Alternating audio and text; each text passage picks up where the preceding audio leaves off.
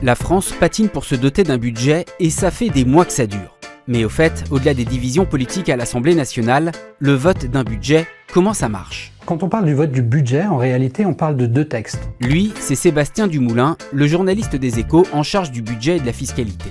On parle d'abord du projet de loi de finances qui concerne le budget de l'État et des opérateurs qui lui sont rattachés. On peut penser à France Travail ou à l'Office national des forêts, etc. Et d'autre part, du budget de la sécurité sociale, le projet de loi de financement de la sécurité sociale qui est un texte distinct qui regarde tout ce qui a trait aux dépenses de santé et de retraite notamment. Donc pour ces deux textes, le fonctionnement va être relativement similaire. Je vais vous expliquer comment ça se passe pour le projet de loi de finances, donc sur le budget de l'État.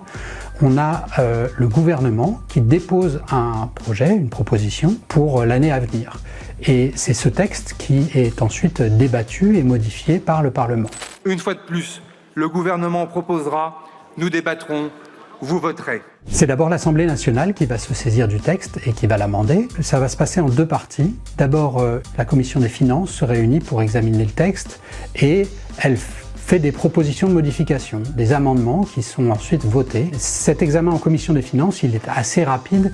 C'est une sorte de galop d'essai pour jauger des rapports de force avant l'examen en séance, qui là se déroule dans l'hémicycle, en séance plénière, et où tous les députés peuvent faire des propositions de modification sur le budget proposé par le gouvernement. Ces amendements sont discutés, le gouvernement dit ce qu'il en pense, les oppositions disent ce qu'elles en pensent. Le gouvernement lui-même peut aussi modifier sa copie en proposant des amendements. Mesdames et messieurs les députés, le débat parlementaire aura lieu. Et on vote et au fur et à mesure, on passe en revue tous les amendements qui sont proposés et le texte est modifié au fil de l'eau.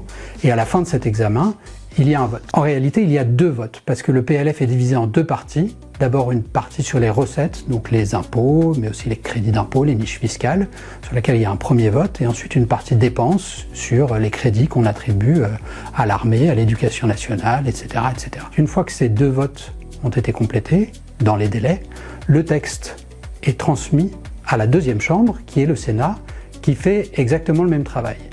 Une fois que le Sénat a modifié à son tour le texte, il faut trouver un compromis entre la copie du Sénat et la copie de l'Assemblée nationale.